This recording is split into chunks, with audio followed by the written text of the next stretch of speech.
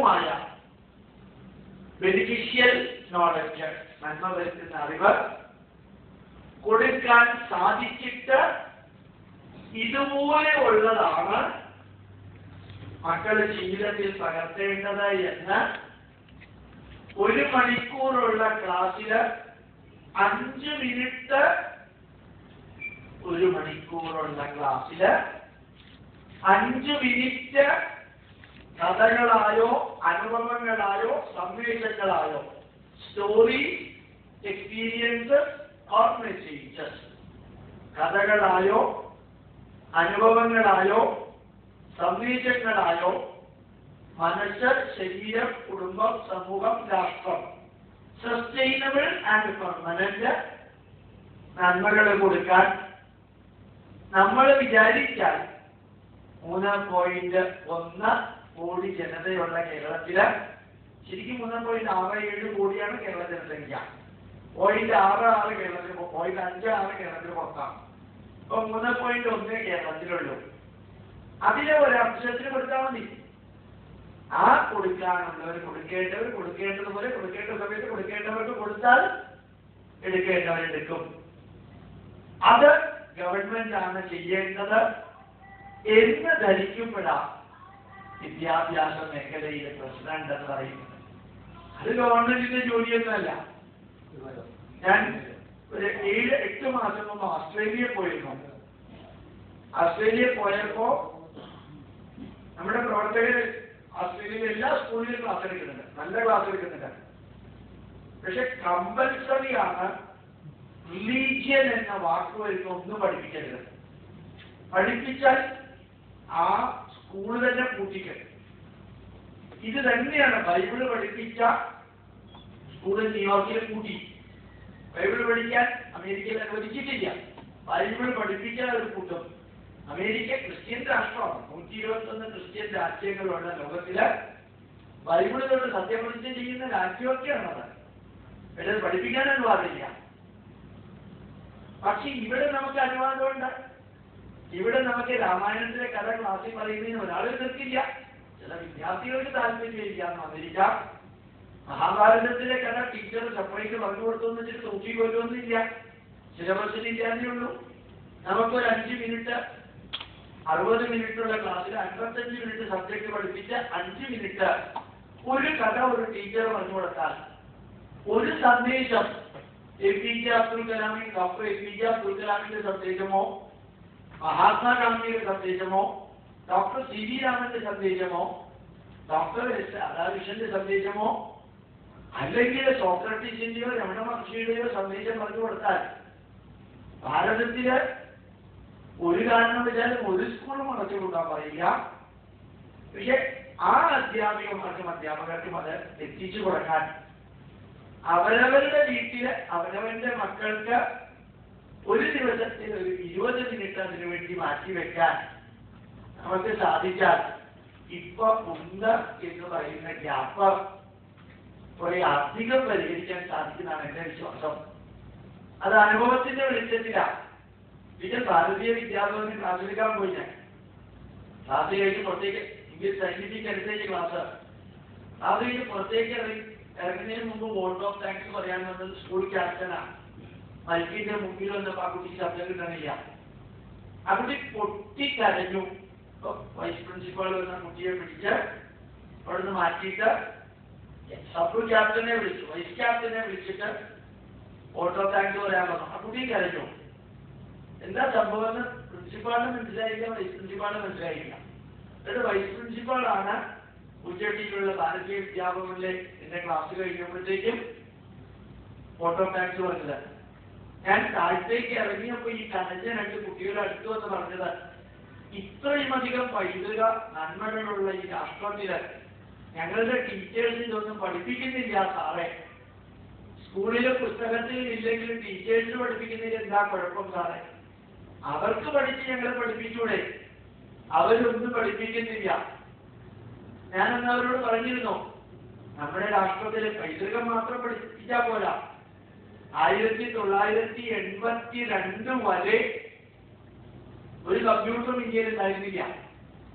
8 മാസം എടുത്തു ഭാരതത്തിലേക്ക് ഒരു കമ്പ്യൂട്ടർ ഇൻഫോസിസിലെ നാരായണമൂർത്തിക്ക് ഇറക്കാൻ.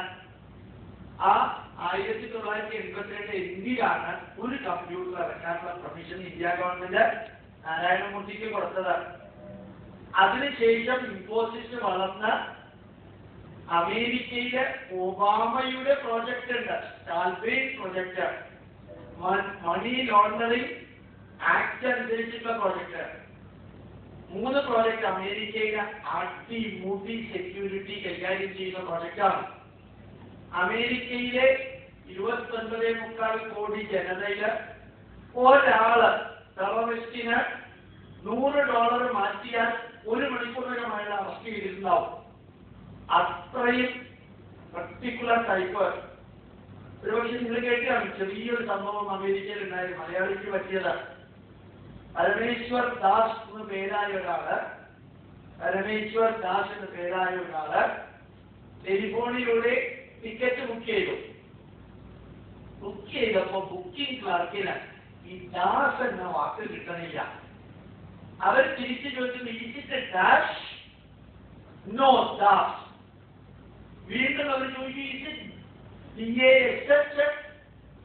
ഇയാൾ അങ്ങോട്ട് പറഞ്ഞു D for distraction, A for America, S for Sam. D for distraction, A for America, S for Sam, Das. 17ാമത്തെ മിനിറ്റ് അറസ്റ്റ് ചെയ്തു. 2 വർഷം അറസ്റ്റ് കളപ്പുകയാണ്. എന്താ കാരണം അറിയോ?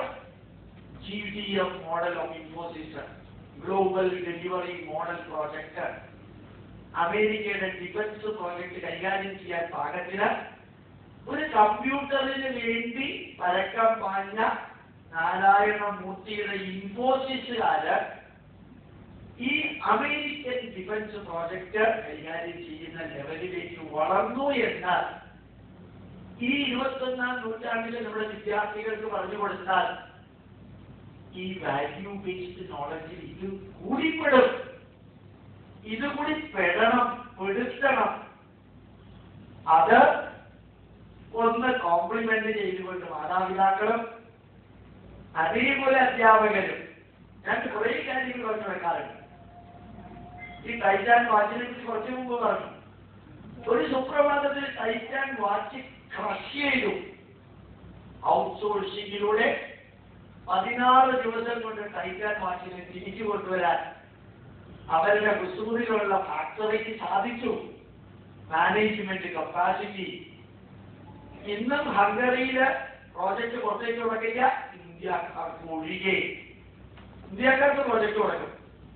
ബൊളീവിയയില് ലോകത്തിലെ ഒരു രാഷ്ട്രക്കാരെയും അവിടുത്തെ മിനറൽ പ്രോസസ് ചെയ്യാനോ ഓയിൽ പ്രോസസ് ചെയ്യാനോ ഇരിക്കില്ല. ലക്ഷ്മി മിറ്റലിന് തുടക്കം, റിലയൻസിലെ മുകേഷ് അംബാനിക്ക് തുടക്കം. ഇതൊക്കെ നമുക്ക് ആത്മാഭിമാനം തോന്നുന്നതല്ലേ? നമ്മുടെ ഇന്ത്യക്കാര് ലോകത്തിൽ എത്ര ഗംഭീരായിട്ടാണ് പോകുന്നത്. ലുലു കോംപ്ലക്സ് മസ്കറ്റിൽ ഉദ്ഘാടനം ചെയ്തപ്പോൾ ഞാൻ ഉണ്ടായിരുന്നു. അവിടെ മസ്കറ്റില് 3 മണിക്ക് തൊട്ട് 4:30 മണി വരെ അതിഗംഭീര ഗണപതി ഹോമം. ലുലു മുസ്ലിമിന്റെയാണ്, ഹിന്ദുവിന്റെ അല്ല. അതിഗംഭീര ഗണപതി ഹോമം മലപ്പുറത്തെ പരമേശ്വരൻ നമ്പൂതിരി. അതൊക്കെ കഴിഞ്ഞ് അവർ ഞങ്ങളുടെ വീട്ടിലൊരു ചായ കുടിച്ചിട്ടാണ് പോയത്.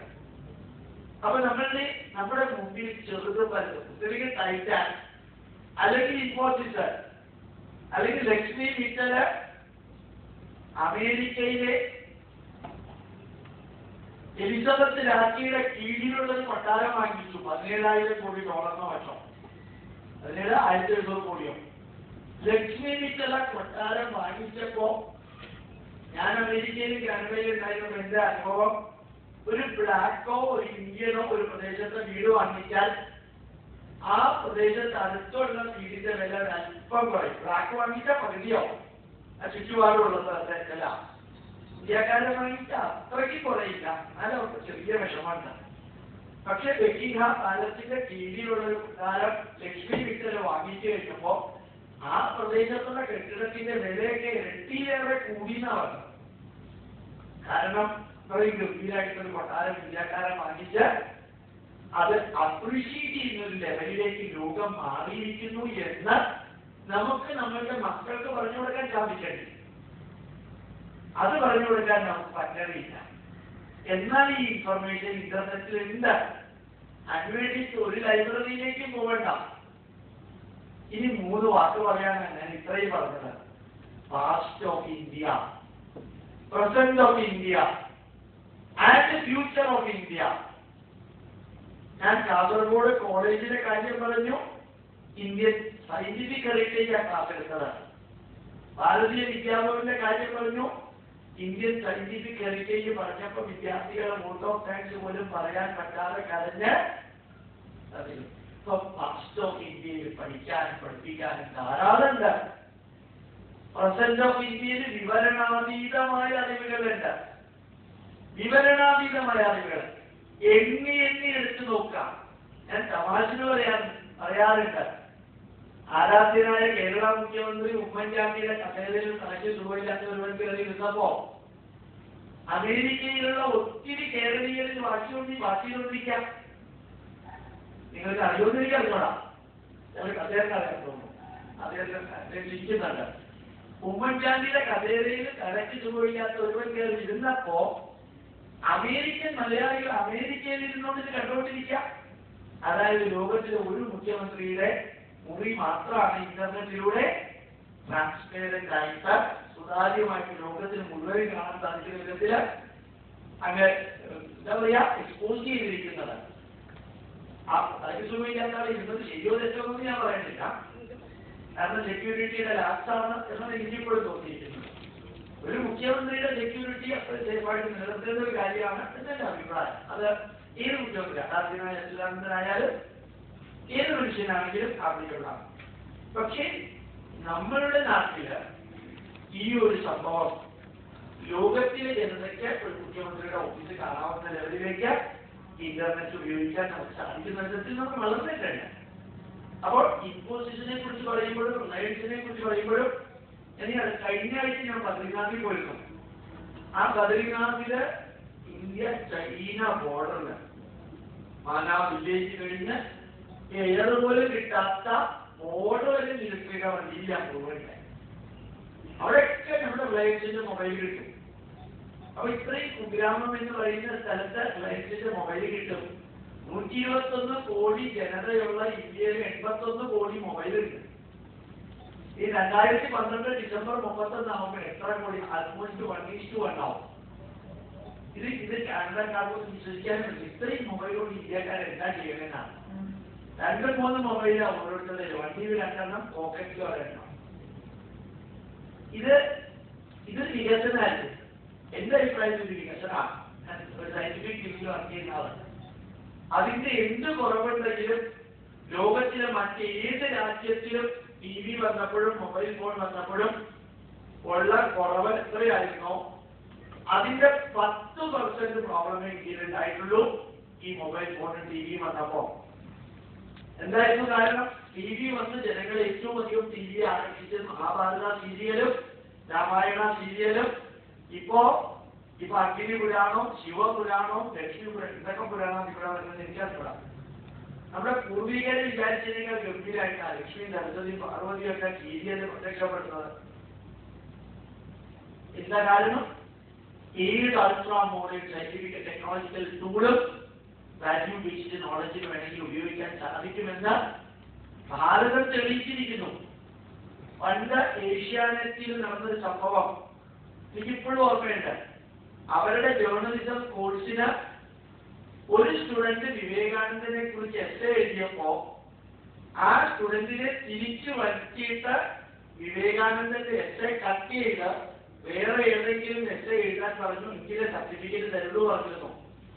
ആ ഏഷ്യാനെറ്റിൽ ഇപ്പൊ ഭൂമാനന്ദ സ്വാമിയുടെയും മുടിച്ചൈതന്യയില് സന്ദീപ് ചൈതന്യയിൽ ഏതൊക്കെ സ്വാമിമാർ എവിടെയൊക്കെ ഉണ്ടോ അവരുടെ എല്ലാം അതിനകത്ത് വരുന്നില്ല. ഒരു കുഴപ്പമില്ലാണ്ട് വരുന്നുണ്ട്. മീഡിയ മാറിയില്ലേ? പത്രങ്ങൾ മാറിയില്ലേ?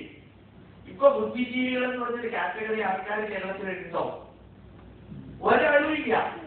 ഇവിടുത്തെ യുക്തിവാദി എത്ര പേരുണ്ട് തിരിച്ചറിഞ്ഞോളാം. ഏതായാലും ഒരു കാര്യം ഉറപ്പാ, എന്തിനും ഏതിനും അവഗണിക്കുകയും നിഷേധിക്കുകയും പുച്ഛിക്കുകയും ചെയ്തിരുന്ന ആ സമൂഹം മാറി അറിയാനും അറിയിക്കാനും താല്പര്യമുള്ളൊരു സമൂഹം വന്നിരിക്കുന്ന കാലഘട്ടത്തില് കേരളത്തിലെ വിദ്യാഭ്യാസ പ്രശ്നങ്ങൾക്ക് എന്തെങ്കിലും ഉണ്ടെന്ന് തോന്നുകയാണെങ്കിൽ എന്റെ അഭിപ്രായത്തിൽ ഒന്നേ ഉള്ളൂ. നേരത്തെ പറഞ്ഞമാതിരി ഈ ദലൈലാമ പറഞ്ഞതുപോലെ കടയിൽ വെള്ളമൊഴിക്കേണ്ടത് നമ്മളാണ്, തലയിലല്ല വെള്ളമൊഴിക്കേണ്ടത്. ഒന്നോ രണ്ടോ കുട്ടികളുള്ള മക്കൾക്ക് ആവശ്യമായ നന്മ നിറഞ്ഞ അറിവുകൾ അവരെ ഗുഡാക്കാൻ കഥയിലൂടെയോ അനുഭവത്തിലൂടെയോ സന്ദേശത്തിലൂടെയോ കൊടുക്കാൻ നിങ്ങൾക്ക് സാധിച്ചാൽ, ഈ മോഡേൺ നോളജ് മറ്റുള്ളവർക്ക് കൊടുക്കാൻ സാധിച്ചാൽ, അറിവില്ലാത്ത ഏത് വിഷയത്തെക്കുറിച്ചും ഇന്റർനെറ്റിൽ ക്ലിക്ക് ചെയ്താൽ, ഇന്ന് ബ്രോഡ്ബാൻഡ് ഉണ്ട്, 450 രൂപ കൊടുത്തു കഴിഞ്ഞാൽ ഇന്റർനെറ്റാണ്, എത്ര മണിക്കൂർ വേണമെങ്കിലും ഉപയോഗിക്കാൻ പറ്റുന്ന ബ്രോഡ്ബാൻഡ് ഉള്ള സ്ഥിതിക്ക് വേറെ സ്ഥലങ്ങളിൽ കമ്പ്യൂട്ടർ ഉള്ള സ്ഥിതിക്ക് ആ കമ്പ്യൂട്ടറിൽ ഗൂഗിളിൽ ചെന്നിട്ട് ചൈനയിലെ വൻമതിലും ഒരാൾക്ക് ഹരിദ്വാറോ ഋഷികേശോ കേദാർനാഥോ അല്ലെങ്കിൽ നിങ്ങൾക്ക് ഇഷ്ടമുള്ള ഒരു വിഷയത്തെക്കുറിച്ച് സംഗമഗ്രാമ മാധവാചാര്യനോ പുതുമന്ന സോമയാജിയോ ആര്യഭട്ടനെ കുറിച്ചോ മഹാഭാരതത്തിലെ ധർമ്മപുത്രരെ കുറിച്ചോ ഗാന്ധാരി കണ്ണുകെട്ടി നടന്നതിനെ കുറിച്ചോ അറിയണമെങ്കിൽ ഗൂഗിൾ തപ്പിയിരിക്കാൻ കുറേയൊക്കെ ഇൻഫർമേഷൻ കിട്ടും. അങ്ങനെ ഇല്ലാത്ത കഴിഞ്ഞൊരു ലോകത്തിൽ ജീവിക്കാൻ ഭാഗ്യം കിട്ടിയ നമുക്ക് വിദ്യാഭ്യാസത്തിലെ പ്രശ്നങ്ങളാണ് മുഴുവനുമുള്ളതെന്ന് ധരിച്ച് നടക്കണമെങ്കിൽ അതിനുള്ള അവസരമുണ്ട്. കാരണം എണ്ണി കുറേയൊക്കെ പ്രശ്നങ്ങൾ പറയാം. ഇത് എനിക്ക് ചിലപ്പോൾ തോന്നാറുണ്ട്, ഒരു പ്രശ്നം ഇല്ലാണ്ട് നമ്മൾ ജീവിച്ചു എന്ന് വിചാരിക്കാം. അപ്പൊ പിന്നെ നമുക്ക് മരിക്കണം എന്ന് തോന്നണ്ടേ, പോകണം തോന്നണ്ടേ ഇടയ്ക്കെങ്കിലും? അങ്ങനെ തോന്നാൻ പാകത്തിന് കുറച്ച് പ്രശ്നമെങ്കിലും വേണ്ടേ? ഇപ്പൊ ദാരിദ്ര്യ ദുഃഖം കേരളത്തിലില്ല, പുത്ര ദുഃഖം കേരളത്തിലില്ല, സാമ്പത്തിക ദുഃഖം കേരളത്തിലില്ല. ഇപ്പോൾ ഉള്ള ഒരേയൊരു ദുഃഖം എന്ന് പറയുന്നത് ഒരു ദുഃഖവും ഇല്ലാത്ത ദുഃഖം. നമ്മൾ ദുഃഖത്തെ അന്വേഷിച്ച് നടക്കാം. പത്രത്തിലാണെങ്കിൽ ഒരു വാർത്തയില്ല, ഒന്നുമില്ല. മുല്ലപ്പെരിയാർ ചർച്ച ആവശ്യം, ഒരു പത്രത്തിലെ സ്പെല്ലിംഗ് മിസ്റ്റേക്ക് വന്ന് ചോർച്ച ആവശ്യം. ചർച്ചയാണോ ആവശ്യം, ചോർച്ചയാണോ ആവശ്യം എന്നൊരു സംശയം. അപ്പൊ ഇപ്പൊ നമ്മൾ മുല്ലപ്പെരിയാറിൽ കയറി പിടിച്ചിരിക്കാം. കുറച്ചു കാലം മുമ്പ് വരെ ശ്രീപത്മനാഭന്റെ 1000 കോടി രൂപയായി, 1000 കോടി രൂപയുടെ സ്ഥാപനമായിരുന്നു. അതിനേക്കാൾ മുമ്പ് വരെ കന്നിമൊഴിയിലെയോ ഏതൊരു മൊഴിയുടെ കാര്യമായിരുന്നു. അതിന്റെ തൊട്ടു മുമ്പിൽ വരെ ഏതാണ്ട് 1,65,000 കോടിയായി. അതിന്റെ തൊട്ടു മുമ്പ് വരെ അണ്ണാറാട്ടാതെ ഊണയിക്കാണ്ടായിരിക്കും. ഇങ്ങനെ നമ്മൾ ഓരോന്നിലൂടെ ഇങ്ങനെ കടന്ന് ഈ സ്റ്റെപ്പ് കയറി പോയി വേണ്ടി ഇപ്പൊ വന്നിരിക്കുന്ന വേറെ ഒന്നുമില്ല പറയാൻ. ഉമ്മൻചാണ്ടിയാണെങ്കിൽ സംസാരിക്കണമില്ല, വല്ലതും സംസാരിച്ചെങ്കിൽ അതിൽ കയറി പിടിച്ച് എന്തെങ്കിലും ചെയ്യായിരുന്നു, അതുമില്ല. അപ്പൊ പിന്നെ എന്താ ഒരു പ്രോബ്ലം ഉള്ളത് മുല്ലപ്പെരിയാറാണ്. അത് അടുത്ത വെള്ളിയാഴ്ച വരെ ഉണ്ടാവും, അടുത്ത ആഴ്ച. അത് കഴിഞ്ഞാൽ അതും പോകും. അപ്പൊ വേറെ എന്തെങ്കിലും ചെറുതായിട്ട് കൊണ്ടുവരും. അപ്പൊ അത് പോയി പിന്നെ പുതിയ അണക്കെട്ട് പഴയ അണക്കെട്ട് രണ്ടും നിൽക്കട്ടെ എന്നാണ് ഇന്നത്തെ തീരുമാനം. അപ്പോ ഒരു പ്രശ്നമില്ലാത്ത എവിടേക്കോ നമ്മൾ ഇങ്ങനെ കറങ്ങി വരുമ്പോ കുറച്ച് പ്രശ്നമൊക്കെ വേണം. ഏതായാലും ഞാനൊരു പെസിമിസ്റ്റ് അല്ല, ഞാൻ എന്നും ഒപ്റ്റിമിസ്റ്റ് ആവാൻ ആഗ്രഹിക്കുന്നു. കാരണം കേരള ജനതയും ഭാരത ജനതയും അടിമുടി മാറിക്കൊണ്ടിരിക്കുന്ന ഒരു കാലഘട്ടത്തില് പെട്രോളിന്റെ വില കൂട്ടിയതിലേക്ക് ഞാൻ സന്തോഷിക്കുന്നു എന്നുള്ള അർത്ഥത്തിലല്ല. അങ്ങനെയുള്ള ചില ദുഃഖങ്ങളും ചില കുഴപ്പങ്ങളൊക്കെ ഉണ്ടെങ്കിലും നല്ല രീതിയിൽ എന്ത് അറിവ് നേടണമെങ്കിലും സർവതന്ത്ര സ്വതന്ത്രമായി അത് സ്വീകരിക്കാൻ യോഗ്യതയുള്ള ഒരു കാലഘട്ടത്തില് ഒരു രാജ്യത്തിൽ ജീവിക്കാൻ ഭാഗ്യം കിട്ടിയ നമുക്ക് ഏത് സ്കൂളിൽ വേണമെങ്കിലും, കഴിഞ്ഞ കുറച്ച് മാസങ്ങൾക്ക് മുമ്പ് ന്യൂയോർക്കിൽ പോയപ്പോ പ്രേം കുമാർ എന്ന് പറയുന്ന ഒരാള് വലിയ വീട് വെച്ചു. ആ വലിയ വീട് വെച്ചപ്പോഴാണ് അറിഞ്ഞത് അവിടുത്തെ സ്കൂള് സാധാരണ സ്കൂളാണ്. ആ പ്രത്യേക കൗണ്ടിയിൽ താമസിക്കുന്നവർക്ക് കുട്ടികളെ ആ സ്കൂളിൽ മാത്രമേ ആക്കാൻ പറ്റുള്ളൂ, വേറെ സ്കൂളിലാക്കാൻ പറ്റില്ല. അവിടെ താമസിക്കുന്നവർക്ക് ആ സ്കൂളിൽ തന്നെ കുട്ടികളെ ആക്കാൻ പറ്റുള്ളൂ. നമുക്ക് അങ്ങനെയൊന്നുമില്ല. നമുക്ക് എറണാകുളത്ത് തൃപ്പൂണിത്തുറ താമസിക്കുന്നതിന് എറണാകുളത്തെ സ്കൂളിലാക്കാം, കോട്ടയത്തെ സ്കൂളിൽ കൊണ്ടുപോയിട്ടാക്കാം, തൃപ്പൂണിത്തുറയിൽ തന്നെ 14 സ്കൂളുണ്ട്, അവിടെ ആക്കാം. നിങ്ങൾക്ക് ഇവിടെ കാലിക്കറ്റ് യൂണിവേഴ്സിറ്റിക്ക് അടുത്ത് താമസിക്കുന്നവർക്ക് ഇഷ്ടമായി സ്കൂളുണ്ട്, ഇഷ്ടമായി ഏത് സ്കൂളിൽ വേണമെങ്കിൽ കുട്ടികളെ ആക്കാം, ഏത് കോളേജിൽ വേണമെങ്കിൽ ആക്കാം, ഏത് വിഷയത്തിൽ വേണമെങ്കിൽ ആക്കാം. ഇത്രയൊക്കെ സ്വാതന്ത്ര്യമുള്ള രാജ്യത്തിൽ ജീവിക്കുമ്പോൾ നമുക്ക് എന്താ പ്രശ്നമുള്ളത്? 1 മണിക്ക് പോയാൽ കാന്റീനിൽ ചായ ഇരിക്കാത്തൊരു പ്രശ്നം മാത്രമേ ഉള്ളൂ. എന്നാലും പുറത്തു പോയാൽ ചായ ഉണ്ട്, അവിടെ പോയപ്പോ ചായ കിട്ടിയിരിക്കാം അത് കടയിൽ നിന്ന്. അപ്പൊ അത്ര വലിയ പ്രശ്നമൊന്നും നാട്ടിലില്ല. ഞാൻ റോഡിൽ കൂടെ തിരുവനന്തപുരത്ത് നിന്ന് ഞാൻ പുറപ്പെട്ടപ്പോഴത്തേക്കും ബിഫോർ ടൈം എത്തി. കോട്ടയത്ത് കൂടെ പോയപ്പോ ഒരു റോഡിലും കുഴിയില്ല, ഒറ്റ കുഴിയില്ല. അത് കുഴി മാത്രമേ ഉണ്ടായിരുന്നു, റോഡുണ്ടായിരുന്നു. അപ്പൊ അത്രയും വലിയ കുഴിയൊന്നുമില്ല. 11 മണിക്കാണ് ഞങ്ങൾ തൃശ്ശൂരിൽ നിന്ന് പുറപ്പെട്ടത്. ഇവിടെ എത്തിയപ്പോഴത്തേക്കും നമ്മുടെ കോർഡിനേറ്റർ പ്രവാസിലേക്ക് ചോദിച്ചു, അതെന്തിനാ നേരത്തെ വന്നത്? ഞാൻ വിചാരിച്ചു ഒരു കുഴിയുണ്ടാവും വിചാരിച്ചിട്ടാണ് കുറച്ച് നേരത്തെ പുറപ്പെട്ടത്. അത് വന്നല്ലേ സാറേ അങ്ങനെ പറഞ്ഞത്. അപ്പൊ കുഴിയില്ല, പറക്കലില്ല, ഇങ്ങനെയൊക്കെ പോണില്ലേ? അതൊക്കെയല്ലേ പറ്റുള്ളൂ. ഒരു അസുഖവും ഇല്ലാത്ത, ഒരു പ്രോബ്ലം ഇല്ലാത്ത ഒരു രാജ്യത്തിലേക്ക് നമുക്ക് പ്രതീക്ഷിക്കാൻ പറ്റും. അങ്ങനെ പോകുമ്പോ കേരളത്തിലെ വിദ്യാഭ്യാസം ഒരു പ്രശ്നമില്ല ഞാൻ പറയാനില്ല. ഇത്രയും വലിയ ദേവരാതിപ്പെടത്തക്ക വിധത്തിലുള്ള പ്രശ്നങ്ങളൊന്നും ഉണ്ടെന്ന് തോന്നുന്നില്ല. ഇനിയുള്ള പ്രശ്നങ്ങൾ നമ്മൾ നമ്മുടെ വിദ്യാലയങ്ങളിൽ ചെന്ന് നമ്മുടെ അധ്യാപകരുടെ അടുത്ത് ചെന്ന് കുറച്ച് മൂല്യാധിഷ്ഠിതമായിട്ട് കാര്യങ്ങളും കൂടി ക്ലാസ്സിൽ ചേർത്ത് കൊടുക്കാൻ പറയാം. അതേയുള്ളൂ. സാമ്പാറും മോലനും എരിശ്ശേരിയുടെ കൂട്ടത്തില് ഒരു നാളനും കൂടി അവർ ചേർക്കാൻ പറയാം. അതൊക്കെ ഒരു കോംപ്ലിക്കേറ്റഡ് ആയിട്ടുള്ള ഇഷ്യൂ ആണെന്ന്.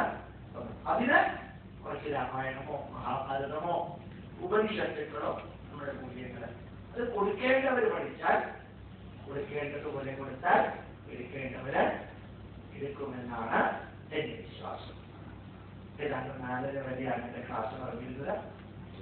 ഈ ഏറ്റവും സന്ദേശം തന്നതിന് ശേഷം എന്ത് ചോദ്യങ്ങളെങ്കിലും ചോദിക്കാനുണ്ടെങ്കിൽ ഞാൻ പറഞ്ഞതിനോട് നിങ്ങൾ ചോദിക്കണം നിർബന്ധമില്ല, ചോദിക്കരുത് എനിക്കറിയാം. എന്നാലും വിദ്യാഭ്യാസ നിങ്ങൾക്ക് പ്രവർത്തിക്കുന്ന ആളുകളുടെ രീതിയിലാണ് ഞാനിത് നിങ്ങളോട് പറഞ്ഞത്. ഇത് നിങ്ങളുടെ കയ്യിൽ ഒരു ഇമെയിലിന്റെ സ്ലിപ്പ് വന്നിട്ടുണ്ട്. നിർബന്ധമായിട്ട് വന്ന് ഫിൽ ചെയ്ത് പഠിക്കണം. അടുത്ത 5 ദിവസം മലപ്പുറം ജില്ലയിലുള്ള പ്രോഗ്രാമിന്റെ സ്ലിപ്പ് നിങ്ങളിൽ തന്നിട്ടുണ്ട്. പ്രിന്റഡ് നോട്ട് അത് നോക്കിയിട്ട് വരാൻ സാധിക്കുന്ന സ്ഥലത്തേക്ക് വരികയാണെങ്കിൽ നന്നായിരിക്കും. 3 ഭഗവത്ഗീതയിലെ കർമ്മയോഗം ഈ മാസം 23, 24, 25 തീയതികളിൽ 23, 24, 25 തീയതികളിൽ മഴവഞ്ചേരിയിലെ ഇൻസ്റ്റിറ്റ്യൂട്ടിന്റെ നാഷണൽ ഹെറിറ്റേജ് സെന്ററിൽ ഞാൻ തന്നെ ക്ലാസ് എടുക്കുന്നത്. രാവിലെ വൈകുന്നേരം വരെ 3 ദിവസവും നിങ്ങൾ അവിടെ ഉണ്ടാവണം. വൈകുന്നേരം ഭക്ഷണവും ഫുൾ ഭക്ഷണവും താമസ സൗകര്യവും എല്ലാം. കർമ്മയോഗം പഠിപ്പിക്കലല്ല ലക്ഷ്യം, പൈതൃകം കർമ്മയോഗത്തിലൂടെ പഠിപ്പിക്കലാണ്. അതേപോലെ നിങ്ങളോട് എല്ലാവരോടും എനിക്ക് അഭ്യർത്ഥിക്കുന്നത്, നിങ്ങളിൽ എല്ലാ മതസ്ഥരും ഉണ്ടാവുന്ന എനിക്കറിയാം, എല്ലാ രാഷ്ട്രീയ പാർട്ടിയിലും പെട്ടവരുണ്ടാവുന്നറിയാം. ഒരു ജന്മത്തിൽ ഒരു വേദമെങ്കിലും നിങ്ങൾ കേൾക്കണം. എതിർക്കാനോ പുച്ഛിക്കാനോ അവഹേളിക്കാനോ വേണ്ടിയെങ്കിലും ഒരു വേദമെങ്കിലും ഒരു ജന്മത്തിൽ കേൾക്കണം. ആദ്യം അതിന്റെ അർത്ഥം മനസ്സിലാവില്ല. 2 പ്രാവശ്യം കാറ് കേട്ടോ കമ്പ്യൂട്ടർ കേട്ടോ വെറുതെ ഇരുന്ന് കേൾക്കാം, കൈ കെട്ടിയിരുന്ന് കേൾക്കാം. തലച്ചോറിനകത്ത് 24 തരത്തിലുള്ള ഹോർമോണുകൾ ഉണ്ടായി, കെമിക്കൽസ്, ന്യൂറോ ലിംഗ്വിസ്റ്റിക് എഫക്റ്റ്. ശരിക്കും നിങ്ങൾക്ക് ഫീൽ ചെയ്യും എന്താണ് ഇതിന്റെ മന്ത്രം. അത് സ്വർഗത്തിലേക്ക് പോവാനോ അല്ലെങ്കിൽ മോക്ഷം കിട്ടാനോ പുണ്യം കിട്ടാനോ അല്ല, ശരീരത്തെ മൊത്തം അടക്കി മാറ്റാൻ അത് സാധിക്കും. അതേപോലെ കുറേ പുസ്തകങ്ങൾ ഓട്ടോബയോഗ്രഫി ഉൾപ്പെടെയുണ്ട്. ഓട്ടോബയോഗ്രഫിയുടെ 2ാമത്തെ കൂടി ഉൾപ്പെടെയുണ്ട്. ധാരാളം പേര് ജ്യോതിഷത്തെ പുച്ഛിക്കാൻ അടുത്ത കാലത്ത് ചെയ്യാൻ ജോലിയെ മസ്തക്കിൽ വെച്ചിട്ടുണ്ട്. അവരുടെ ചോദിച്ച് മനുസ്മൃതി കത്തിച്ചല്ലോ ചേർത്തലയില്, ഇപ്പൊ എന്ത് തോന്നുന്നു, വായിച്ചിട്ടാണോ കത്തിച്ചത്? അവർ പറഞ്ഞു പറ്റിപ്പോയി. പറ്റിപ്പോയി എന്തെങ്കിലും ഇന്നലെ ചെയ്തതോർത്ത് ഇന്ന് ദുഃഖിക്കേണ്ടി വരുന്നത് എന്തിനും ചെയ്തു, ഒന്ന് വായിച്ചിട്ട് കത്തിക്കാതിരിക്കില്ലേ? അതേപോലെ ഞാൻ നിങ്ങളോട് പറഞ്ഞു, ജ്യോതിഷത്തിനെ എതിർക്കണമെങ്കിലും എന്താ ജ്യോതിഷം പഠിക്കണമെങ്കിൽ ഒരു പുസ്തകം ഞാൻ ഉറപ്പിച്ചു പറയും, അങ്ങനെ ഒരു പുസ്തകം ലോകത്തിൽ ആരും എഴുതിയിട്ടില്ല. പഠിപ്പിക്കുന്ന ശൈലിയിൽ ജ്യോതിഷം വരും. എത്ര കോംപ്ലിക്കേറ്റഡ് ആണ് ജ്യോതിഷം ഒന്ന് ഇന്റർപ്രറ്റ് ചെയ്യാനില്ല, അത് വായിച്ചാൽ മനസ്സിലാവും. അതേപോലെ പൈതൃക ഗ്രന്ഥങ്ങളിലെ ജീവിത സന്ദേശം, ഭാരതത്തിന്റെ പൈതൃകം എന്താണെന്ന് അറിയാൻ ആഗ്രഹമുള്ളവർക്ക് ഒരു ക്യാപ്സ്യൂളാണ്, മൾട്ടി വിറ്റമിൻ ടാബ്ലറ്റ് പോലെ 150 പേജുള്ള ഒരു പുസ്തകം. പൈതൃക ഗ്രന്ഥങ്ങളിലെ ജീവിത സന്ദേശം. കുറച്ച് കോപ്പി ഉണ്ടാവാൻ സാധ്യതയുള്ളൂ തോന്നുന്നു. അത് ഒരിക്കൽ വായിച്ചാൽ നിങ്ങൾ അത് സർക്കുലേറ്റ് ചെയ്യാൻ ഒരു പുസ്തകത്തിനും ഒരു CD-ക്കും ഒന്നിനും കോപ്പിറൈറ്റ് ചെയ്യാം. ഇൻസ്റ്റിറ്റ്യൂട്ടിന്റെ ഒരു പുസ്തകത്തിന് കോപ്പിറൈറ്റ് ചെയ്യാം. എത്ര കോപ്പി വേണമെങ്കിലും ആർക്ക് വേണമെങ്കിലും വിൽക്കുകയോ പ്രചരിപ്പിക്കുകയോ ചെയ്യാനുള്ള സ്വാതന്ത്ര്യമാണ്.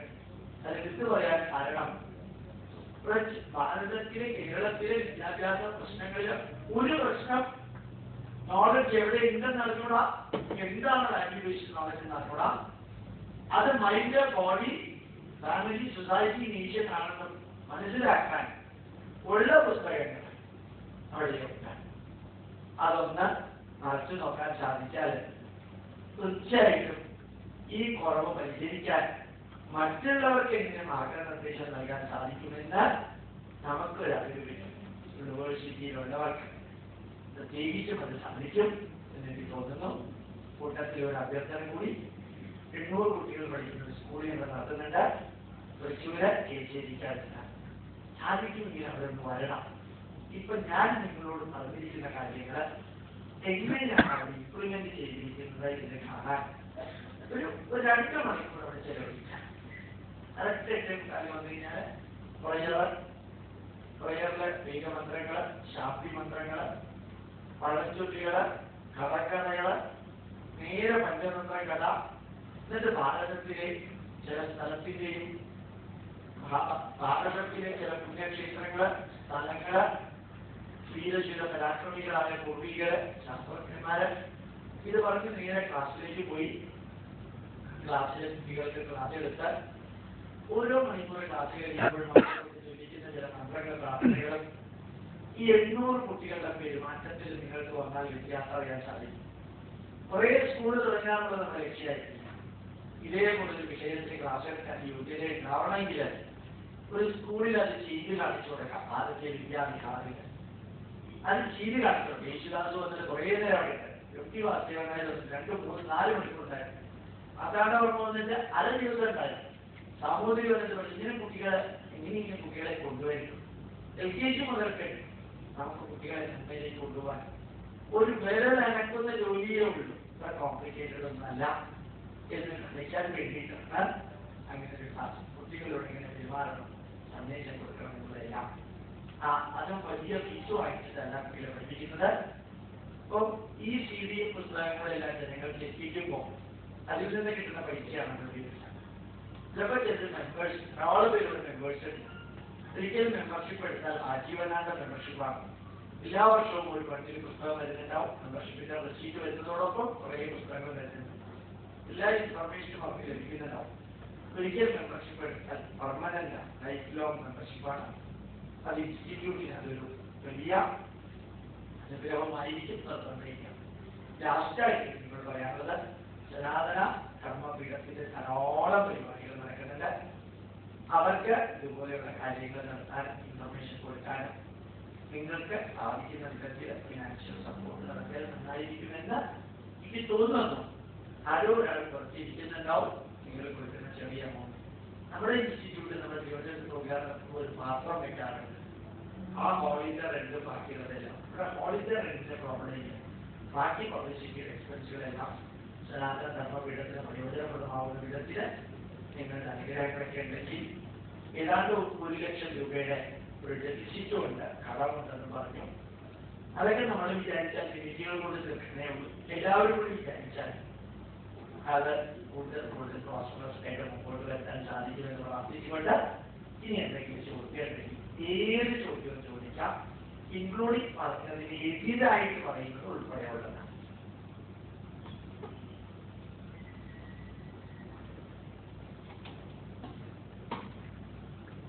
തെറ്റിദ്ധരിയാണെങ്കിൽ ഇപ്പോഴത്തെ കണ്ണടയുണ്ട്.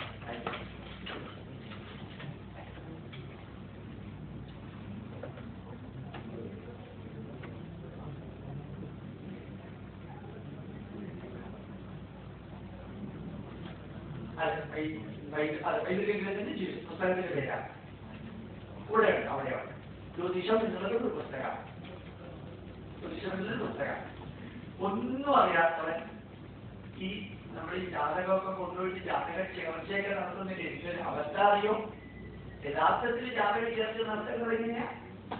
അതിന്റെയും പെണ്ണിന്റെയും ജാതകം ഒരു ജ്യോതിഷന്റെയും കൊടുത്ത് അയാൾ ഒരു 5 പേജില് ആണിന്റെ ക്യാരക്ടർ എഴുതണം, പേഴ്സണാലിറ്റി അനാലിസിസ്. ഇതിന്റെ പെണ്ണിന്റെയും 5 പേജില് പോയിന്റ് ബൈ പോയിന്റ് 100 പോയിന്റ് ഈ കുട്ടി എന്നിട്ട് ഈ എഴുതിയതാണ് അങ്ങോട്ടും ഇങ്ങോട്ട് എക്സ്ചേഞ്ച് ചെയ്യാം.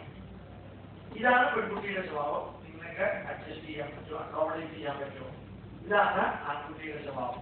ഇതായിരുന്നു ജാതകം. ഇപ്പൊ നമ്മൾ നോക്കുന്നത് 8 പോയിന്റിൽ 3 പോയിന്റ് ആ അധമം, ഉത്തമം, ആ മധ്യമം. 8 7 ചേർന്നോ കല്യാണം കഴിച്ചാൽ അതിൽ 8 7 ചേർന്ന് ഇത് നോക്കണമെന്ന് 8 7 ചേർന്ന് പറഞ്ഞാൽ പോലെ ഇതിന് നോക്കുന്നത്. ഇപ്പൊ അടുത്ത കാലത്ത് കണ്ടു തൃശ്ശൂരിൽ ധാരാളം പേരുടെ ജാതകത്തില് ഈ മാ കു ശു ഒക്കെ അങ്ങോട്ടേക്ക് മാറ്റിയിട്ടാണ് കമ്പ്യൂട്ടറിൽ എഴുതി കൊടുക്കുന്നത്. 7ാം ഭാവത്തിൽ മാവുണ്ടെങ്കിൽ അവർ താഴ്ത്തിക്കാക്കി 8ാം ഭാവത്തിലാക്കി. അപ്പൊ എന്താ വെച്ചാൽ വിവാഹത്തിൽ നടന്നുണ്ടാവും പെണ്ണിന് മൊത്തം നെഗറ്റീവ് ആറ്റിറ്റ്യൂഡ് ആണെന്നുള്ളത്. 8ലേക്ക് മാറ്റി കഴിഞ്ഞാൽ പൃഥ്വിഭാവത്തിൽ ശനി വന്നിരുന്നാൽ ദീർഘായുസാണ്. അത് മരിച്ചിരിക്കാണ്ടാവും. ഇപ്പൊ മാവിച്ച് താഴ്ത്തിക്കാക്കാൻ ഒരു വേണമില്ല. ഇങ്ങനെ ചോദിച്ചില്ല. 2ാമത്തെ ഭാവത്തിൽ രാഹു ഉണ്ടെങ്കിൽ ആസ്മ ഉണ്ടാവാൻ സാധ്യതയുണ്ടാവും. അതിനോട് കൂടി ചൊവ്വയും കൂടി ഉണ്ടെങ്കിൽ 99% ആസ്മ ഉണ്ടാവും, വലിയുണ്ടാവും. അതിന് പകരം കൊണ്ടുപോയിട്ടാൽ രാഹുവിനെ പിടിച്ച് 3ലാക്കി. രാഹുവിനെ പിടിച്ച് 3ലാക്കി കഴിഞ്ഞാൽ വെറുതെ വലിച്ചിട്ടാൽ മതി. കണ്ടോളൂ ഈ രാഹുവിടെ ഇട്ടാൽ മതി, എളുപ്പ. അങ്ങനെ ജാതകമില്ല. ഇങ്ങനെയൊക്കെ ചെയ്യുന്നതെന്ന് അറിയണ്ടേ? അതിനുവേണ്ടി ഞാൻ പുസ്തകം എഴുതി. അല്ലാതെ ഞാൻ ജാതകത്തിന്റെ പുസ്തകത്തിന്റെ പ്രൊണന്റൊന്നുമല്ല. ഞാൻ പ്ലാൻ വെച്ച് ജാതകം നോക്കിയിട്ടില്ല. ഇപ്പൊ പുരാടൻ ഞാൻ തീരുമാനം ഞങ്ങൾ കുന്നാളാ ആരാൻ തിരിച്ചുകൊണ്ടൊന്നുമില്ല.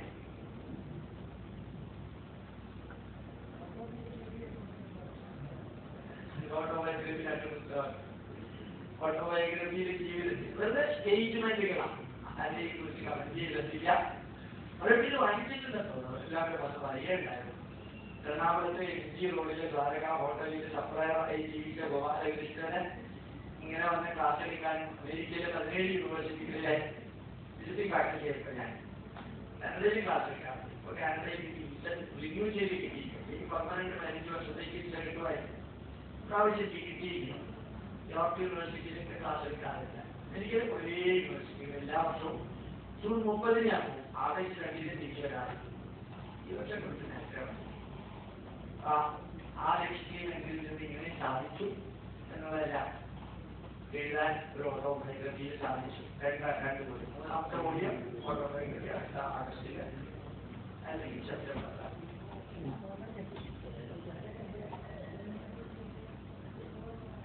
എവിടെയാ ഈ ബദ്രീനാഥും കേദാർനാഥും അത്ര പ്രോബ്ലം ഇല്ല. പ്രോബ്ലം അമർനാഥാണ്. അമർനാഥിൽ 14,000 അടി കയറുമ്പോഴത്തേക്കും ഈ നാരോ വഴിയിലൂടെ പോകുമ്പോ കുതിരകൾ അങ്ങോട്ടും ഇങ്ങോട്ടും പല്ലക്കും കാല് ഒന്ന് ട്രിപ്പ് ചെയ്താൽ 3,000-3,500 അടി താഴെ കുറഞ്ഞിരിക്കുന്ന നദിയാണ്. ആ നദിയിൽ നമുക്ക് ധാരാളം ഡെഡ്ബോഡി കാണാം. കുതിരകളിലൊക്കെ വീണാൽ വീണത് തന്നെ ഒരാളും നമ്മൾ രക്ഷിക്കുക. കാരണം ആ ഐശ്വര്യം നടക്കാൻ സാധ്യത ഞാൻ കൊടുത്തതാണ്. ഇവിടെ അമർനാഥ് എത്തുന്നത് വരെ ഇറങ്ങേണ്ടിയാണ് കഷ്ടപ്പെട്ട് ആലോചിച്ച്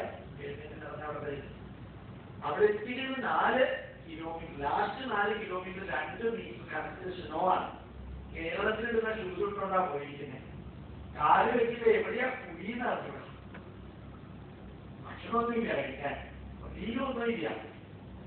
അത് അവിടെ ചെന്ന തൊഴിൽ. പക്ഷെ അവിടെ മറക്കാൻ സാധിക്കാത്തത് പഹൽഗാവിൽ നിന്ന് വരുന്ന മുസ്ലിങ്ങൾ ചെയ്യുന്ന സഹായം. അവരവിടെ ഇല്ലെങ്കിൽ ഒരു ഹിന്ദുവും അമർനാഥിൽ പോയില്ല. ഗുജറാവരാണ്, ചപ്പേക്കടവരെയാണ്. ഈ നമ്മളൊക്കെ കയറുമ്പോ നമുക്ക് പറ്റാതെ വരുമ്പോ ഈ മുസ്ലിങ്ങളാ കാല് വെച്ച് വരുന്നത്. ഐസിൽ നിന്ന് വീഴാതെ ചെന്ന കാല് ചവിട്ടി കയറിക്കൊള്ളാൻ പറ്റും. അവർ ചെയ്യുന്ന ഭയങ്കര സഹായം. ഞാൻ പലപ്പോഴും വിചാരിക്കാറുണ്ട്, അതൊന്ന് വീഡിയോയിൽ എടുത്ത് നമ്മുടെ TV-യിൽ കാണിച്ചിരുന്നെങ്കിൽ പല പ്രായമായ വ്യക്തികളെയും സ്ത്രീകളെയും ഒക്കെ മുകളിലേക്ക് കയറാൻ പറ്റില്ല. ലാസ്റ്റ് ഷൂസൂലി വേണം കയറാൻ, ഈ ഐസിലൂടെ നടക്കാൻ. ഈ മുസ്ലിങ്ങളാ ഈ വയസ്സായിട്ടുള്ളവരെ വട്ടം പിടിച്ച് കാലിലെ ഷൂസൂലിയിട്ട് അവരെ ഒരു മകൻ അമ്മയെ എങ്ങനെയാണോ തൊഴാൻ കൊണ്ടുപോകുന്ന അതേപോലെ കൊണ്ടുപോകുന്ന കാഴ്ച രാവിലെ 4:30 മുതൽ വൈകുന്നേരം വരെ കാണാം. അവർക്ക് ചെറിയ എമൗണ്ട് കിട്ടുന്നുണ്ടാവും. പക്ഷേ ഒരു കാരണവശാലും അവരല്ലാണ്ട് വേറെ ആരെങ്കിലും ചെയ്യും അത്രയും വലിയ സഹായം അവരവിടെ ചെയ്യുന്നൊരു കാഴ്ച കാണാൻ സാധിക്കുന്നതാണ്. ബദ്രീനാഥ് കുഴപ്പമില്ല, മുമ്പിൽ വരെ ബസ് പോകും, വലിയ പ്രശ്നമില്ല. കേദാർനാഥിലെ പകുതി വരെ പോകാൻ കിളർത്തി അനുവദിച്ചുള്ളൂ. അപ്പോഴത്തേക്ക് അവിടെ സ്നോ വീഴുന്നുണ്ട്, പോകാൻ പറ്റും. പകുതി വരെ പോയി ഏതാണ്ട് 3.5 കിലോമീറ്റർ കൂടി നടക്കാനുണ്ടായിരുന്നു. സ്നോയിൽ പോയാൽ തിരിച്ചു വരിക എന്നുള്ളത് കൊണ്ട് അവിടെ വരെ നിയറസ്റ്റ് പോയിന്റ് എത്തി 24 ക്ഷേത്രങ്ങൾ കണ്ടിട്ടാണ് കഴിഞ്ഞ ഒരാഴ്ച തിരിച്ചു വരുന്നത്. വളരെ എളുപ്പമാണ്, ബസ് ധാരാളം വളരെ കൈലാസത്തിലേക്ക് വന്നു.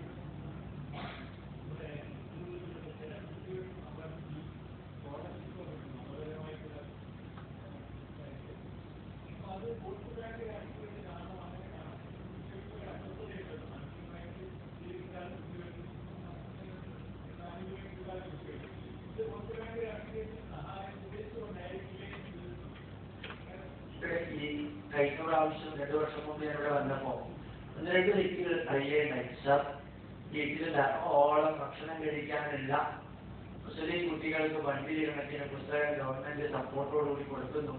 വീട്ടിലൊന്നും കഴിക്കാനില്ലാത്ത ഹിന്ദു എന്ന മതത്തിൽ പെടാണ്ട മാത്രം ഹിന്ദു മതത്തിൽ പെട്ടു എന്ന ഒറ്റ കാരണത്തിൽ അവർക്ക് ഒന്നും കിട്ടാത്തവർ എല്ലാമുള്ള മുസ്ലിങ്ങൾക്ക് എല്ലാം വീണ്ടും കൺസെഷനായും പല സൗകര്യങ്ങളായി കൊടുക്കുമ്പോൾ ഹിന്ദുക്കൾക്ക് അതൊന്നുമില്ല.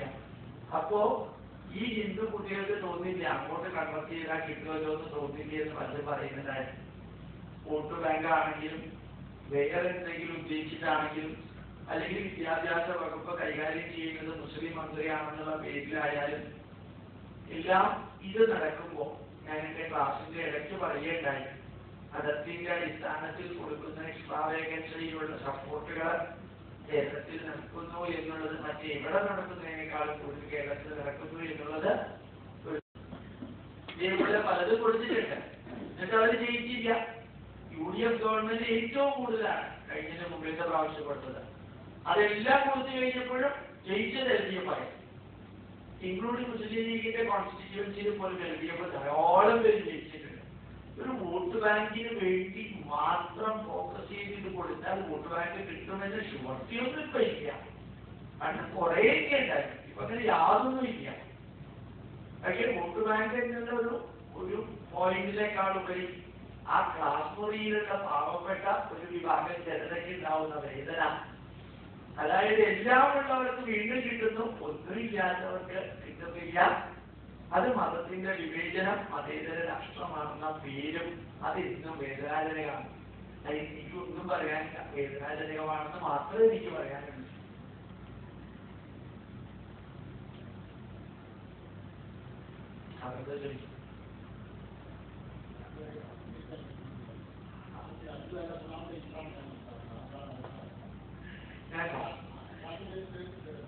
അതെയോ,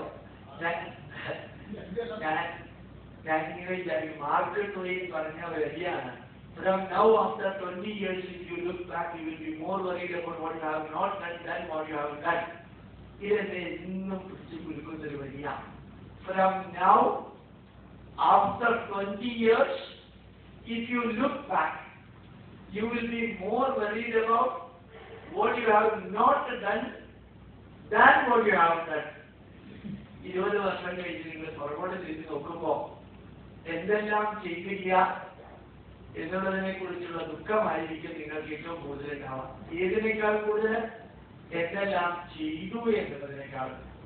അതുകൊണ്ട് ഞാൻ എന്നും എല്ലാവരോടും പറയാറുണ്ട്, നെഗറ്റീവുകളെ പോസിറ്റീവുകളാക്കി മാറ്റാം. നെഗറ്റീവുകളെ അഭിമുഖീകരിക്കാല്ല, പോസിറ്റീവുകളാക്കി മാറ്റാം. ആ പോസിറ്റീവുകളാക്കി മാറ്റുമ്പോൾ ആൽബർട്ട് ഐൻസ്റ്റീൻ പറഞ്ഞതുപോലെ some people do the same thing in the same way by the same person and expecting different results is nothing but insanity. ഒരേ കാര്യം ഒരേപോലെ കുറേ കാലം ചെയ്തിട്ട് വ്യത്യസ്ത റിസൾട്ട് കിട്ടുമെന്ന് പ്രതീക്ഷിക്കുന്നത് ഭ്രാന്താണ്. അതുകൊണ്ട് ഞാൻ എല്ലാം വ്യത്യസ്തമായ രീതിയിൽ ചെയ്യാം. എല്ലാം വ്യത്യസ്തമായ രീതിയിൽ ആരെന്ത് ചെയ്യുന്നു അതിൽ നിന്ന് വ്യത്യസ്തമായിട്ടുള്ള രീതിയിൽ ചെയ്യാം. അങ്ങനെ ചെയ്യുമ്പോൾ PM Rectorate, MBA head of the department at Harvard University. You gift your work to the institute. At the end, the institute will reward you for everything. So, നമ്മുടെ രാഷ്ട്രത്തിനും ഇൻസ്റ്റിറ്റ്യൂട്ടിനും സകലത സമർപ്പിക്കാം. തീർച്ചയായിട്ടും അതിന്റെ അനുഗ്രഹം നമുക്ക് കിട്ടും. ആ സമർപ്പിച്ച വലിയ Bhagavad Gita പഠിച്ചിട്ടുള്ളതാണ്. Harvard university MBA head of the department. അറിയപ്പെടുന്ന വ്യക്തി 16 പുസ്തകം എഴുതിയിട്ടുള്ള ആളാണ്. You gift your work to the nation and the organization. Finally,